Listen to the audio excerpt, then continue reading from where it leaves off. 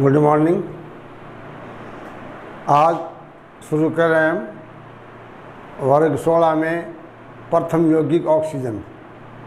कल बताया था मैंने कि इस वर्ग में oxygen, oxide, ozone, SO2 gas, sulphur के अपरूप और सल्फ्यूरिक अम्ल का औद्योगिक उत्पादन, उसके बाद में सल्फर के ऑक्सो अम्ल। तो पहला टॉपिक आता है इसमें ऑक्सीजन।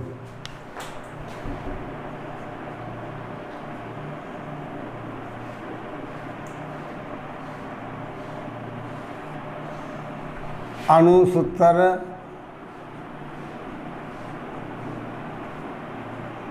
O2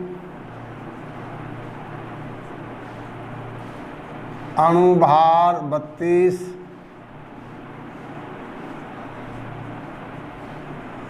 परमाणु क्रमांक 8, सर्वप्रथम खोजकर्ता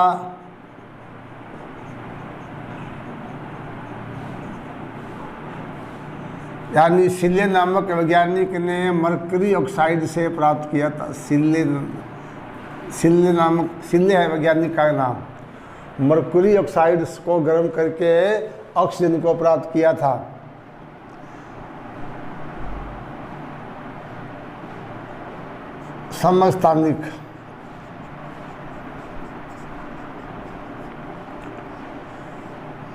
समस्थानिक आप जानते ही हैं, एक ही तत्व के भिन्न भिन्न परमाणु क्रमांक समान, द्रव्यमान संख्या भिन्न होती है, समस्थानिक कहलाते हैं। हमने 2 समस्थानिक नाइट्रोजन के बताए। अब ऑक्सीजन के 3 समस्थानिक है। आपको 9th में ही हमने करवाई थे, जान हो तो। कौन कौन से है? O16, O17 और O18 स्टार, यानी ये रेडियो एक्टिव है। इनमें ये O16 में 8P8N,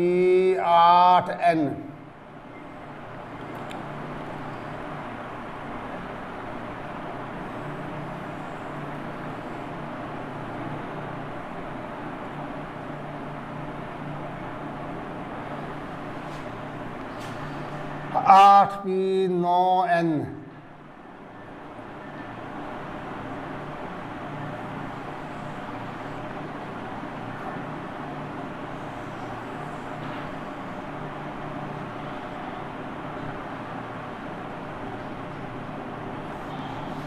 P10N।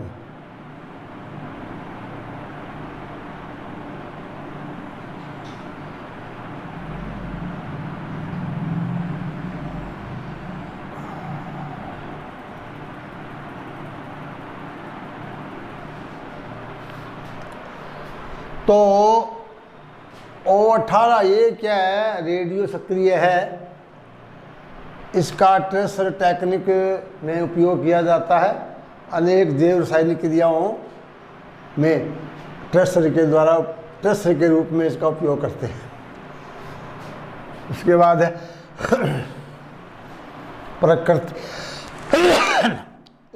है प्रकृति। ऑक्सीजन क्या अनुचुंबकीय प्रकृति होती है।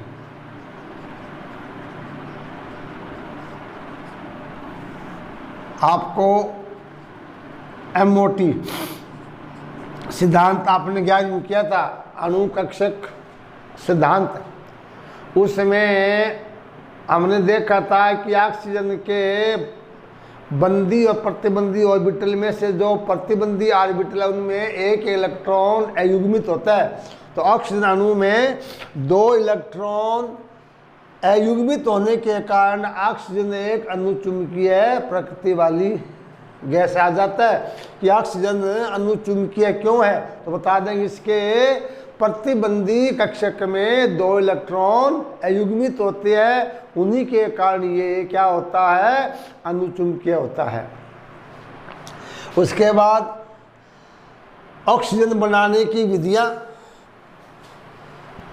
प्रयोगशाला में ऑक्सीजन गैस को क्लोरेट, मैग्नेट और नाइट्रेट को गर्म करके बनाया जाता है। पहला है पोटेशियम क्लोरेट KClO3।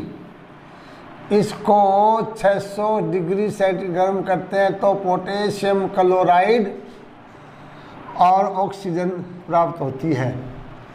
यही क्रिया अगर उत्प्रेरक मिला दें MnO2 तो ये क्रिया आधे ताप पर संभव है, वो उत्प्रेरक में आपको बताया जाएगा। दूसरा पोटेशियम नाइट्रेट को जब गर्म करते हैं तो पोटेशियम नाइट्राइट और ऑक्सीजन गैस बनती है। इसी प्रकार पोटेशियम परमैंगनेट को गर्म करते हैं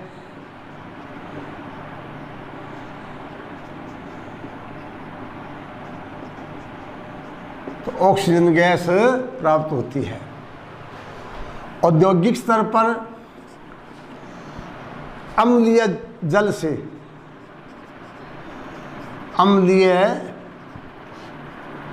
जल, अम्लीय पानी में विद्युत प्रवाहित करते हैं तो यह H2O2 में अपघटित हो जाता है। एनोड पर O2 प्राप्त होती है और कैथोड पर हाइड्रोजन। समीकरण इसमें यह होती है 2H2O विद्युत अपघटन हाइड्रोजन प्लस JEE में आ जाता है। ध्यान एक तो इसमें याद रखना है एनोड पर कौन सी गैस होती है, कैथोड पर, तो कैथोड पर तो होती है हाइड्रोजन, O2 होती है एनोड। आयतन क्या होता है 2:1। दूसरा वायु से भी O2 को प्राप्त करते हैं। वायु से हमने N2 का भी उत्पादन किया था। वायु को सर्वप्रथम सांद्र सल्फ्यूरिक अम्ल और पोटेशियम हाइड्रोक्साइड के गर्म विलयन में प्रवाहित करते हैं तो नमी CO2 या अन्य गैस से अवशोषित हो जाती है। केवल N2 और O2 बचती है। इस मिश्रण को जब ठंडा करते हैं तो दोनों गैस से द्रवित हो जाती है और फिर उसको गर्म करेंगे तो O2 का क्वथनांक कम होता है, इसलिए O2 पहले प्राप्त हो जाती है और N2 पीछे शेष बची रहती। इस प्रकार ऑक्सीजन का औद्योगिक रूप से भी उत्पादन किया जाता है। उसके बाद इसके 5-7 क्रियाएं हैं।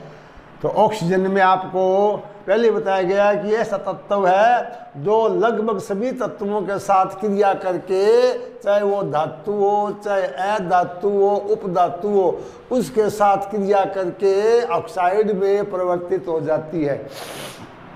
धातुओं के साथ ऑक्सीजन की क्रिया से क्षारीय ऑक्साइड बनते हैं और अधातुओं के साथ ऑक्सीजन की क्रिया से अम्लीय ऑक्साइड बनते हैं, जबकि कुछ धातुओं के साथ उभयधर्मी ऑक्साइड भी बनाती है।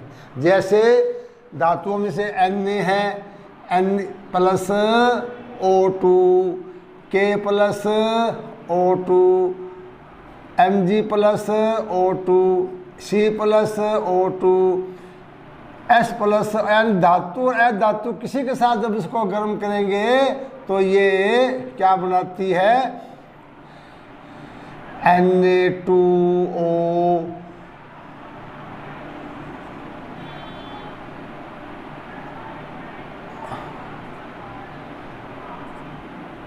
K2O, 2MgO, CO2, SO2, methane और हाइड्रोकार्बन एथेन, एथीन यानी हाइड्रोकार्बन के साथ भी ये उनको CO2 और जलवाष्प में परिवर्तित कर देती है।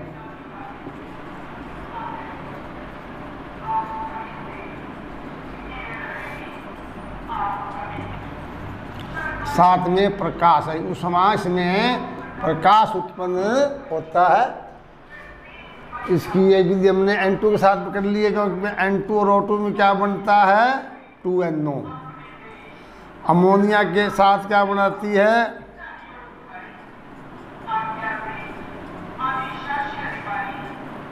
Nitric oxide. ये तो है वो ओस्वाल्ड विधि, और ये है N2O2 क्रिया से NO गैस की प्राप्ति। तो ये आसान सी क्रियाएं हैं। इसके बाद ऑक्सीजन के उपयोग, ये जानते ही ये प्राणवायु है। ऑक्सी हाइड्रोजन ज्वाला के रूप में, कृत्रिम श्वसन के रूप में।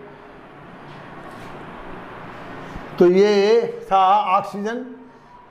इसके बाद सेकंड टॉपिक आता है ऑक्साइड।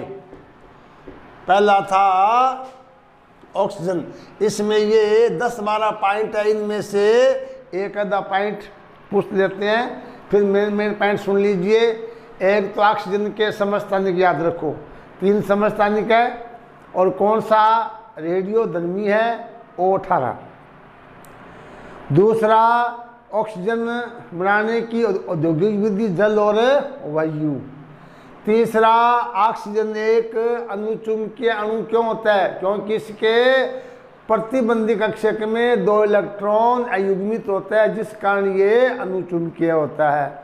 अगला पॉइंट, ऑक्सीजन की धातुओं के साथ क्रिया है, अनिक धातु हो, अधातु हो, उपधातु हो, सभी के साथ क्रिया करके ऑक्साइड का निर्माण करती है, और ये एक प्राणवायु है। अब आता है number 2 oxide.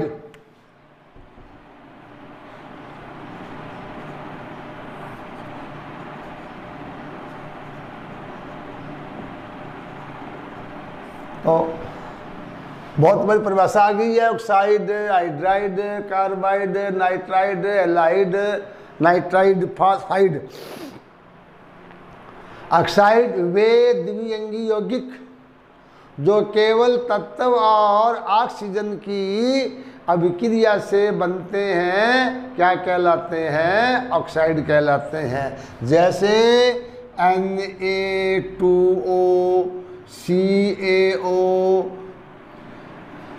CO2, Al2O3, Fe3O4, C3O2, इस प्रकार ये ऑक्साइड है।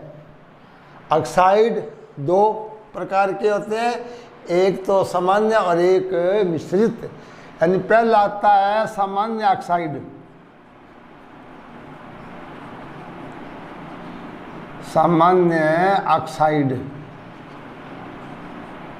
इसमें केवल तत्व और ऑक्सीजन एक सरल अनुपात में ही होते हैं, जबकि मिश्रित में तत्व या ऑक्सीजन की मात्रा में अधिकता के कारण ये मिश्रित ऑक्साइड बन जाते हैं, 2 ऑक्साइड से मिलकर बनते हैं।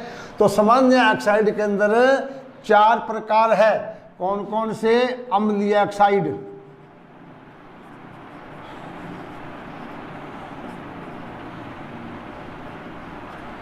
क्षारीय ऑक्साइड, उभयधर्मी और उदासीन। उदासीन ऑक्साइड। तो परीक्षा में 1 नंबर कोई आ जाता है, उदाहरण भी आ जाए, परिभाषा भी आ जाए। पहला है अम्लीय ऑक्साइड, इनके नाम से ही परिभाषित हो जाते हैं। अम्लीय मीन्स जल के साथ क्रिया कर अम्ल का निर्माण करना। ऐसे ऑक्साइड जो जल के साथ क्रिया करके अम्ल का निर्माण करते हैं तथा क्षार से क्रिया कर लवण और जल बनाते हैं, अम्लीय ऑक्साइड कहलाते हैं। 2 पॉइंट आएंगे परिभाषा में। एक तो ऐसे ऑक्साइड जल के साथ क्रिया करके जल अम्ल में परिवर्तित हो जाते हैं तथा क्षार से क्रिया कर लवण और जल बनाते हैं, अम्लीय ऑक्साइड कहलाते हैं। ये ऑक्साइड अधातु और ऑक्सीजन की अभिक्रिया से बनते हैं, जैसे CO2, SO2, SO3, NO2, P2O5 ... कम से कम 2 उदाहरण तो आपको याद होने ही चाहिए। अब इसमें एक एक उदाहरण देते हैं। CO2 प्लस H2O क्या बनेगा? H2CO3 कार्बोनिक अम्ल। SO3 प्लस H2O क्या बनेगा? सल्फ्यूरिक अम्ल। तो दोनों आ गई परिभाषा। और दूसरा क्या था? क्षार से CO2 प्लस 2NaOH, ये क्षार है, क्या बनाता है? लवण और जल। इसी प्रकार SO3 plus 2KOH, K2SO3 plus जल। तो ये परिभाषा के अनुरूप मैंने आपको उदाहरण भी दे दिए हैं। मैंने क्या बताया?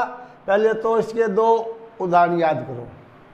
परीक्षा में मैंने बताया कि 4 प्रश्न आते हैं, एक नंबर के आते हैं, 1 नंबर का प्रश्न आ जाता है इन चारों में से। ध्यान रहे कि सबसे पहले तो उदाहरण याद कर लो। चारों ऑक्साइडों के 2-2 उदाहरण आपको याद होने ही चाहिए। और फिर इनकी परिभाषा क्या बताई? ऐसे ऑक्साइड जल से क्रिया कर अम्ल में और क्षार से क्रिया कर लवण और जल में परिवर्तित हो जाते हैं, अम्लीय ऑक्साइड कहलाते हैं। और ये ऑक्साइड अधातु और ऑक्सीजन से बनते हैं। आ जाता है कि अम्लीय ऑक्साइड किस प्रकार के तत्वों से बनते हैं। याद रखिए, अधातु तत्व है वो अम्लीय ऑक्साइडों का निर्माण करते हैं। दूसरा है क्षारीय, इसका अपोजिट हो जाएगा।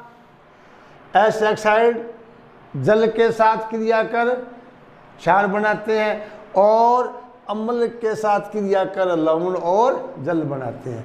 ये तो होगी कॉमन कि ये भी क्या है? जल से क्षार बनाएंगे। यहाँ क्या बनेगा? क्षार। और यहाँ लवण और जल। अंतर क्या? यहाँ अब क्या आ जाएगा? अम्ल आ जाएगा। तो अंतर आ जाता है अम्लीय और क्षारीय ऑक्साइड में। देखिए अब क्षारीय ऑक्साइड में, क्षारीय में धातुओं से बनते हैं। NLi2O, Na2O, MgO, CaO, ये है K2O। यानी अधिकांश क्षार और क्षार मृदा धातुएं हैं, वो क्षारीय ऑक्साइडों का निर्माण करती है। इसमें भी क्रिया दे दीजिए। Na2O प्लस H2O क्या बताया? जल से क्रिया कर क्षार बनाते हैं। CaO प्लस H2O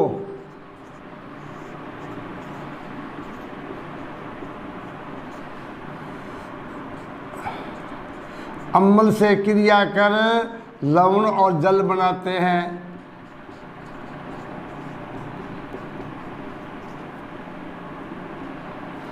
और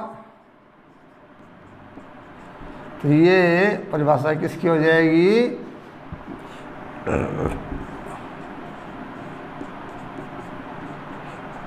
तो ये परिभाषा होगी क्षारीय ऑक्साइड की।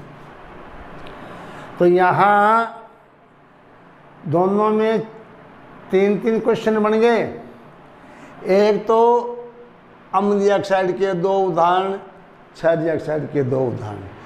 किस प्रकार के तत्व अम्लीय ऑक्साइड बनाते हैं, किस प्रकार के तत्व क्षारीय ऑक्साइड बनाते हैं। तो उसके बाद में उदाहरण और चौथा इनकी एक क्रिया आपको याद होनी चाहिए।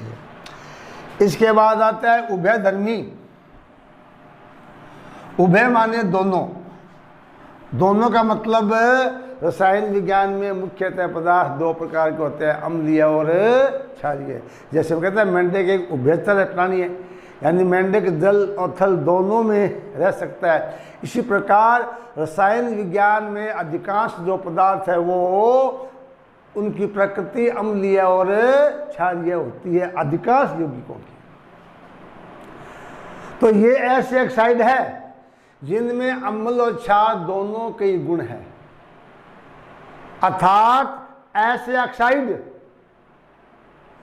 जो अम्ल और क्षार दोनों से क्रिया करके लवण और जल का निर्माण करते हैं, उभयधर्मी ऑक्साइड कहलाते हैं। जैसे B2O3, Al2O3, ZNO,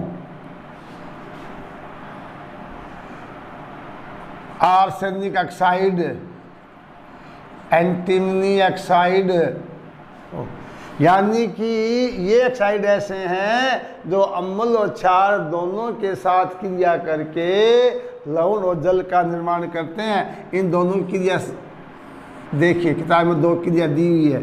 पहले लेते हैं हमें Al2O3 प्लस 6HCl से बनेगा 2AlCl3 प्लस 3H2O। इसी प्रकार ZNO plus H2SO4 change zinc sulphate plus H2O, ऐसी क्षार के साथ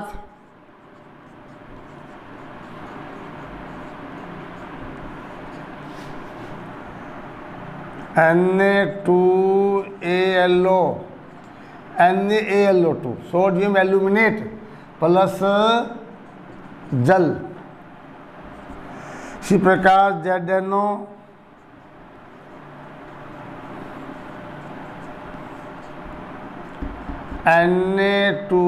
Na2ZNO2 plus H2O, sodium zincate, sodium aluminate. ध्यान रहे यहाँ Na यहाँ Na2 है, कारण O की संयोजकता -2 होती है, तो बस यहाँ 4 होगी, 4 में Al की प्लस 3, तो Al की 3 Na की 4, इसलिए ये Na की आएगा। यहाँ क्या होता है, जिंक की संयोजकता होती है 2 और 2 होती है Na की, 1 होती है Na की, तो इसलिए 2 Na होंगे यहाँ। O-4 को बैलेंस करने के लिए 4 प्लस चाहिए, 4 2 तो आ जाएगी, Na की 1 आ जाएगी। जिंक का परमाणु की 2 संयोजकता और 2 Na की 2 संयोजकता, इसलिए Na2 है। नाम एक ही है, सोडियम एल्यूमिनेट और सोडियम जिंकेट। उसके बाद आता है उदासीन ऑक्साइड। उदासीन मतलब अम्ल और क्षार दोनों से क्रिया नहीं करना। ये ऐसे ऑक्साइड है जो अम्ल और क्षार दोनों से क्रिया नहीं करती है, जैसे carbon monoxide, nitric oxide, nitrous oxide. तो ये ऐसे ऑक्साइड है जो न तो अम्ल से क्रिया करते हैं और न ही क्षार से, H2O भी आता है इसमें। तो ये था ऑक्साइड। तो इसमें 2021 में 1 नंबर का क्वेश्चन पूछा जा सकता है। चारों के आप एक तो 2 उदाहरण अवश्य याद करेंगे, और नंबर 2 इनकी क्रिया अम्ल के साथ या क्षार के साथ क्रिया अवश्य ही करनी है। संतम टॉपिक है। इसके बाद दूसरा आता है मिश्रित ऑक्साइड। जैसा कि नाम से विदित है, 2 सामान्य ऑक्साइड को मिलाने पर क्या बनता है, मिश्रित ऑक्साइड। जैसे फेरिक ऑक्साइड और प्लम्बिक ऑक्साइड, Fe3O4। ये क्या होता है, FeO, Fe2O3। ऐसे ही Pb3O4, Pb2O3। तो आ जाता है ये किस प्रकार का ऑक्साइड है, किससे मिलकर बड़ा होता है, तो ये एक उदाहरण आपको याद करना है। ये था दूसरा टॉपिक ऑक्साइड। अब इसमें तीसरा आता है ozone gas, O3। Number 3 ozone, O3।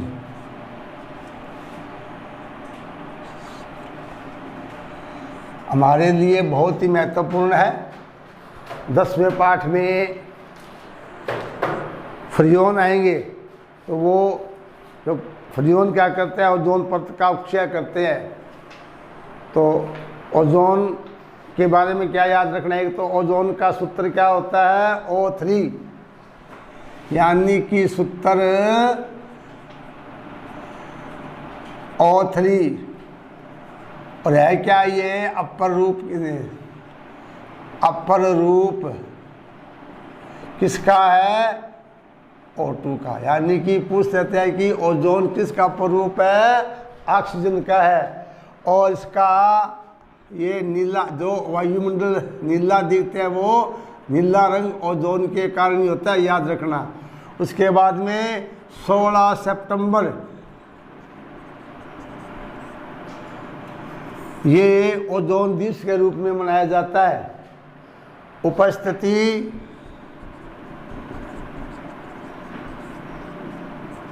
वायुमंडल के ओजोन मंडल में, वायुमंडल में क्या होता है, ओजोन मंडल होता है। उसमें एक लेयर कैसे है, परत के रूप में होती है ओजोन, यानी चारों ओर पर्दा होता है ओजोन का। ये हमारे लिए प्राण वायु की तरह है, प्राण रक्षक की तरह है।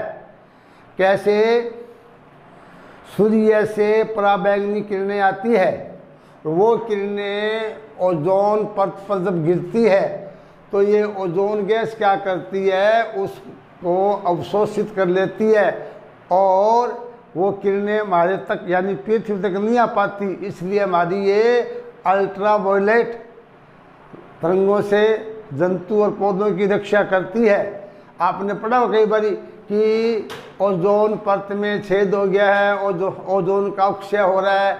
वो क्यों हो रहा है कि वो जो हम फ्रियोन में गैस उपयोग करते हैं, फ्रियोन गैस, और एरोप्लेन में जब ईंधन जलता है तो NO गैस बनती है। ये NO और फ्रियोन है, वो ओजोन गैस के लिए नुकसानदायक है, क्योंकि ओजोन गैस से क्रिया कर लेती है और ओजोन को नष्ट करती है। ओजोन के लगातार वायुमंडल में सूर्य की पराबैंगनी किरण जब O2 पर गिरती है तो ओजोन का निर्माण होता है, और इनका ये O2 और ओजोन का अनुपात है वो बैलेंस बना रहता है। लेकिन मानव द्वारा निर्मित जो फ्रियोन है वो इसको नष्ट करे। यही कारण है कि आजकल फ्रियोन के उत्पादन पर प्रतिबंध लगा दिया गया है।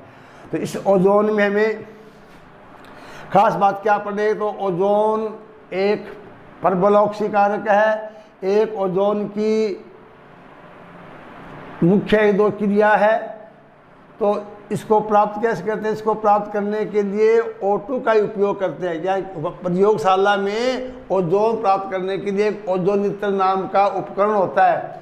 उसमें बहुत ही कम ताप पर विद्युत में नीरव विद्युत विसर्जन करते हैं, तो वो ऑक्सीजन की लगभग 10% मात्रा क्या है, ओजोन में परिवर्तित हो जाती है। समीकरण क्या होती है, 3O2 2O3, यानी कि ये प्रयोगशाला में ओजोन गैस बनाने का समीकरण है।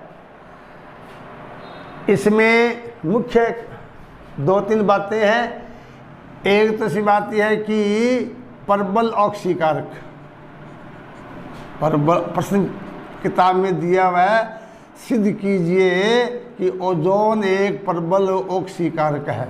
ये प्रश्न आ सकता है। तो ऑक्सीकारक क्या होते हैं, ऐसे पदार्थ जो रासायनिक क्रिया में इलेक्ट्रॉन ग्रहण करते हैं ऑक्सीकारक कहलाते हैं। ओजोन आसानी से वियोजित होकर नवजात O देती है और वो तुरंत इलेक्ट्रॉन ग्रहण करके यौगिक में परिवर्तित हो जाती है। अतः ओजोन एक प्रबल ऑक्सीकारक है। O3 क्या होती है, आसानी से नवजात हो देती है और ये नवजात हो तुरंत क्रिया कर लेती है। उदाहरण है PBS काला होता है लेड सल्फाइड, इसमें जब ओजोन गैस प्रवाहित करते हैं तो क्या बन जाता है PbSO4 यानी लेड सल्फेट। ये होता है ब्लैक, ये बन जाता है वाइट। ऐसे ही पोटेशियम आयोडाइड के जलीय विलयन में प्रवाहित करते हैं तो ये आयोडीन को मुक्त कर देती है।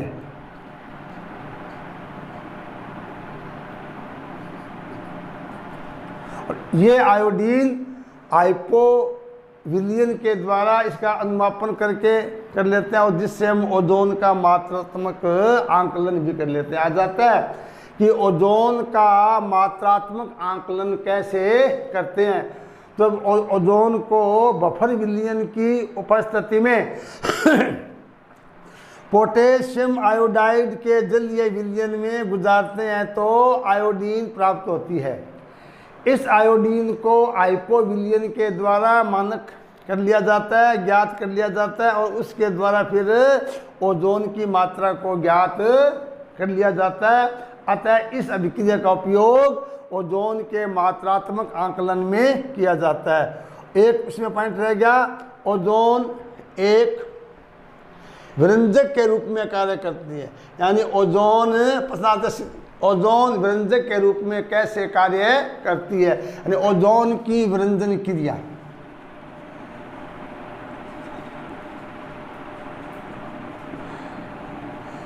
ये इंपॉर्टेंट क्रिया, एक तो ऑक्सीकारक, एक व्यंजन क्रिया।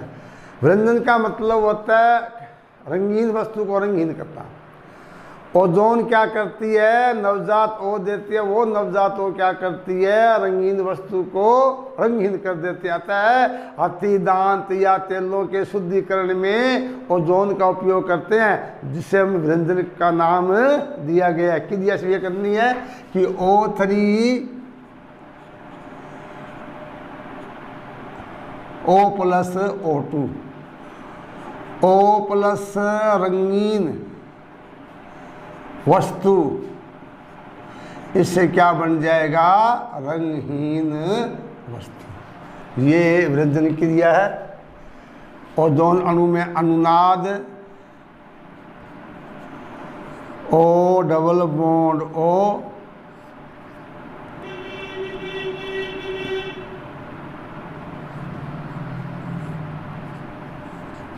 अनुनाद आ जाता है, ये अनुनाद बढ़ा देंगे इसमें।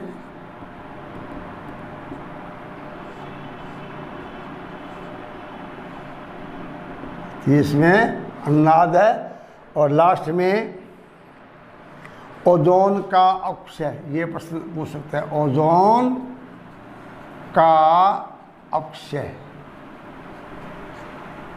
ये वर्तमान युग में इम्पोर्टेंट चीज़ है, क्योंकि हमारे लिए ये रक्षा करती है ओजोन। इसका वायुमंडल में होना अति आवश्यक है, लेकिन मानव निर्मित फ्रियोन और वायुयान में जलने वाला ईंधन, ये दोनों ही ओजोन के लिए घातक है। क्योंकि वायुयान में क्या बनती है, NO गैस। ये NO गैस ओजोन से क्रिया करके क्या बना देती है, O+ O2+ NO2, यानी ओजोन नष्ट। इसी प्रकार फ्रियोन CCl2F2, इससे क्या बन जाता है, CClF2 प्लस क्लोरीन मुक्त मूलक। और ये क्लोरीन मुक्त मूलक क्या करते हैं, ओजोन से क्रिया करके क्या बनाते हैं, ओजोन से क्रिया करके ओजोन को नष्ट कर देते हैं।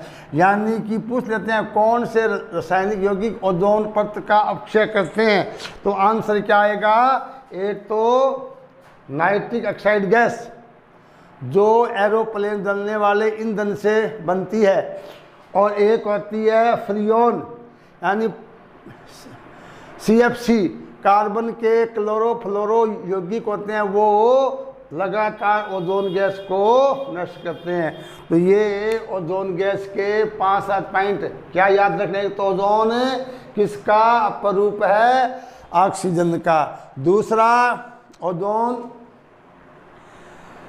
किस प्रकार रक्षा करती है, तो ये सूर्य से आने वाली पराबैंगनी किरणों रक्षा करती है। ओजोन एक प्रबल ऑक्सीकार के रूप में याद कर लेंगे। एक ओजोन की वृद्धि क्रिया और ओजोन परत का अपक्षय। इन 5 बिंदुओं में से 1 नंबर का कोई बिंदु पूछा जा सकता है। ओजोन गैस इतना ही है। और आज का टॉपिक यहाँ तक। Thank you.